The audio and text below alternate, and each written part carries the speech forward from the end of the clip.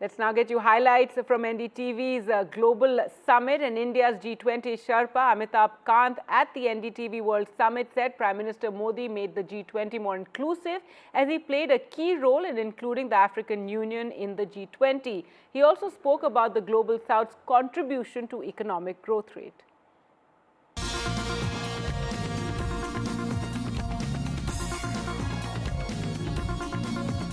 Talk about the G20 process and digital inclusion. How has India offered not just our knowledge, but our actual digital governance models to nations of the G20? And how is that, the potential of that absolutely enormous? Let's talk about the Global South now. So the only way, in the next 4 decades, according to both IMF and World Bank, 3/4, and it's very important because I see a lot of young people here, 3/4 of the growth in the world is going to come from the Global South. This year, if you look at it, IMF says that the global growth is going to be 3.2%. The developed countries' growth is going to be 1.8%. The developing countries' growth is going to be 4.4%.